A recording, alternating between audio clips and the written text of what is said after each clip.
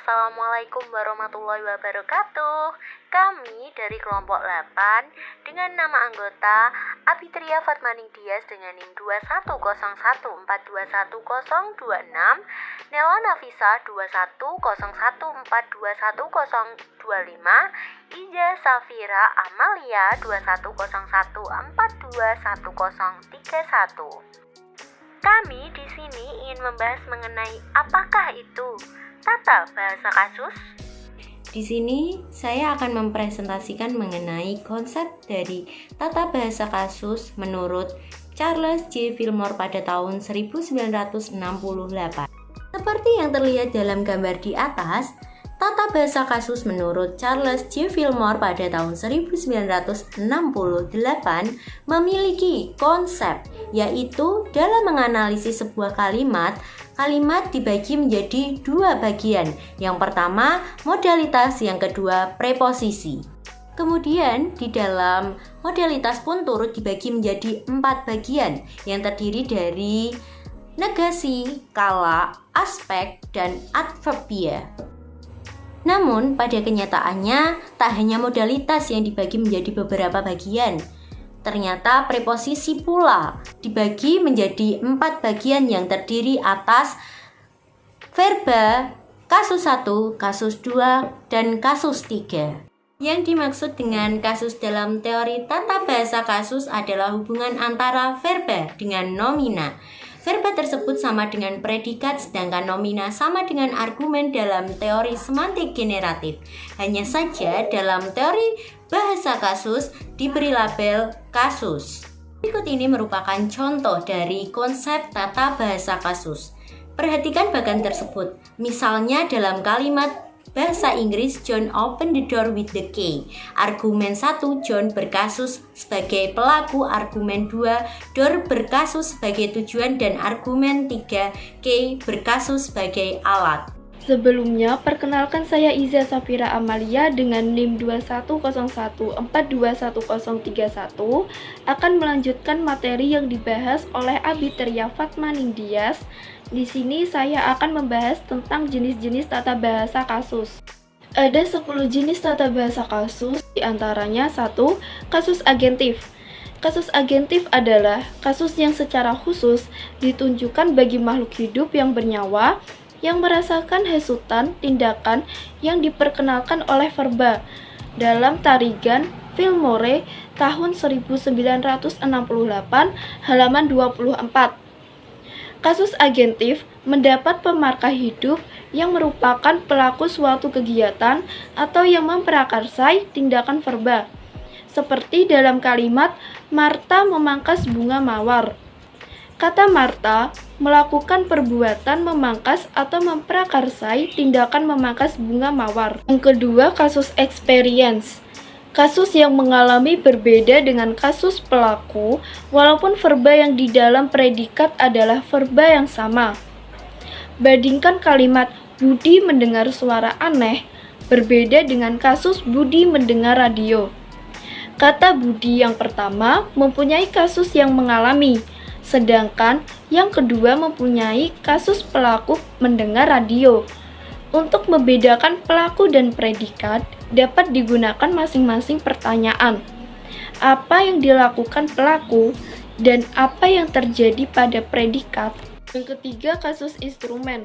Kasus alat atau instrumental ialah kasus yang berkekuatan tidak hidup atau tidak bernyawa atau objek yang secara kasual terlibat di dalam tindakan atau keadaan yang diperkenalkan oleh verba.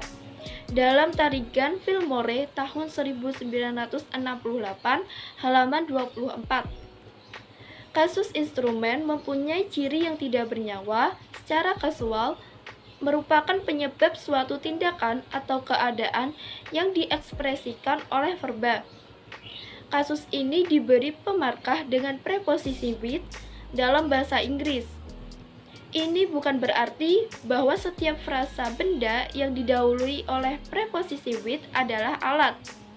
Misalnya, John opened the door with a key. A key merupakan alat untuk membuka pintu dan menyebabkan pintu terbuka. Tetapi pada kalimat John walked with an umbrella, An umbrella merupakan kasus penyerta. Yang keempat, kasus objektif. Kasus objektif adalah kasus yang secara semantis paling netral, kasus dari segala sesuatu yang dapat digambarkan atau diwakili oleh sesuatu nomina yang perannya di dalam tindakan atau keadaan diperkenalkan oleh interpretasi semantik verba itu sendiri. Menurut pemikiran, konsep tersebut hendaknya terbatas pada hal-hal yang dipengaruhi oleh tindakan atau keadaan yang diperkenalkan oleh verba. Istilah ini hendaknya jangan dikacaukan dengan pengertian objek langsung atau dengan nama kasus permukaan yang bersinonim dengan akusatif dalam Tarigan Fillmore tahun 1968 halaman 25. Dalam kalimat Ali membunuh ular, kata ular adalah objektif. Namun, istilah objektif tidak boleh diinterpretasikan sebagai objek langsung seperti pada tata bahasa tradisional, karena apabila disamakan dengan objek langsung, maka akan ada objek tak langsung. Padahal, gramatika kasus tidak mengenal objek tak langsung, tetapi mempunyai nama tersendiri yang tidak dibicarakan pada saat ini. Frasa benda dalam kasus objektif tidak melakukan kegiatan atau tindakan, dan tidak pula menduduki posisi kasus-kasus lain seperti alat dan sebagainya. Yang kelima, kasus sumber. Kasus sumber merupakan sumber atau penyebab terjadinya proses atau kegiatan atau keadaan yang dinyatakan oleh verba. Dalam kalimat, gempa meruntuhkan gedung-gedung tinggi. Hayati mengecewakan aku, dan angin menggoyangkan daun-daunan. Kata gempa, hayati, dan angin merupakan sumber dari kegiatan, proses, atau keadaan yang disebutkan verba. Kasus tujuan. Kasus tujuan lebih diartikan sebagai arah dari suatu kegiatan yang dinyatakan oleh verba. Contohnya, Jack menulis surat kepada John, dan Joko menulis surat untuk Karta. Kata John dan kata Karta adalah kasus yang berbeda. Yang pertama dinyatakan sebagai tujuan, tetapi yang kedua merupakan benefaktif. Preposisi kepada dan untuk dalam hal ini membedakan peran semantis antara John dan Karta. Kasus lokatif. Kasus lokatif adalah kasus yang memperkenalkan lokasi, tempat, atau letak, ataupun orientasi ruang atau spasi, atau tindakan yang diperkenalkan oleh verba. Dalam kalimat, Anita mengajar di Aceh. Kata Aceh merupakan kasus tempat. Kasus waktu. Kasus waktu adalah waktu yang terpakai atau diduduki oleh suatu proses, kegiatan, atau keadaan yang dinyatakan oleh verba. Dalam kalimat Tuti datang kemarin, kata kemarin adalah kasus waktu. Kasus penyerta. Kasus penyerta adalah frasa benda yang mempunyai hubungan konjungtif dengan frasa benda lain, yang ditandai oleh preposisi dengan, bersama, dan sebagainya. Contoh, Miss main catur dengan Latif, dan Miss bersama Latif main catur. Kata Latif merupakan kasus penyerta.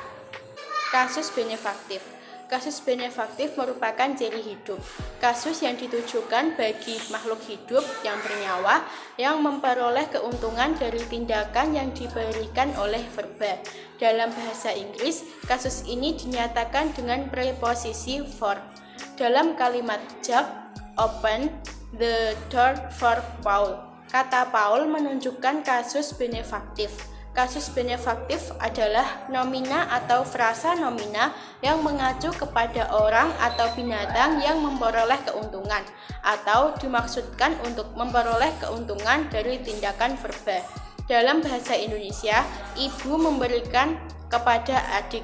Kata adik menunjukkan kasus benefaktif. Maka, dapat disimpulkan bahwa tata bahasa kasus dalam menganalisis sebuah kalimat membaginya menjadi dua bagian, yakni modalitas dan preposisi. Selain itu, tata bahasa kasus juga memiliki berbagai jenis. Sebagaimana yang telah dijelaskan dalam video presentasi kelompok kami, terdapat 10 jenis tata bahasa kasus beserta contohnya. Sebelum mengakhiri presentasi kali ini, saya memiliki 2 pantun. Yang pertama, Pak Robi pulang ke rumah. Rumah Pak Robi besar dan elegan. Ucapan kami mungkin ada yang salah. Kami mohon untuk dimaafkan. Yang kedua, ada anak main ke kali. Anak ini bawa kue stoples. Kami tutup ya presentasi kali ini. Sampai jumpa dan semoga sukses.